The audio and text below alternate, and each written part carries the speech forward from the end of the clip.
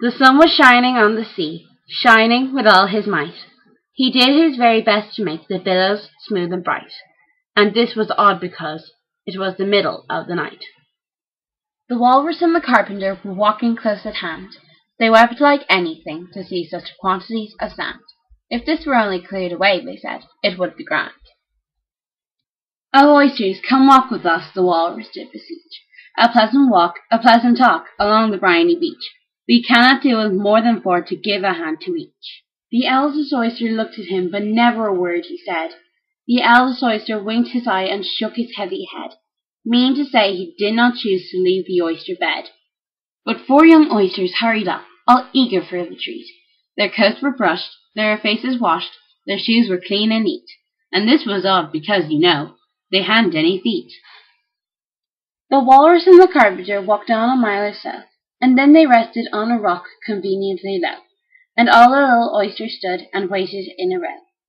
"The time has come," the Walrus said, "to talk of many things, of shoes and ships and sealing wax, of cabbages and kings, and why the sea is boiling hot and whether pigs have wings." "But wait a bit," the oysters cried, "before we have our chat, for some of us are out of breath and all of us are fat." "No hurry," said the Carpenter. They thanked him much for that. "A loaf of bread," the Walrus said, "is what we chiefly need. Pepper and vinegar besides are very good indeed. Now, if you're ready, oysters dear, we can begin to feed." "It seems a shame," the Walrus said, "to play them such a trick, after we brought them out so far and made them trot so quick." The Carpenter said nothing, but the butter spread too thick. "I weep for you," the Walrus said. "I deeply sympathize." With sobs and tears he sorted out those of the largest size, holding his pocket handkerchief before his streaming eyes.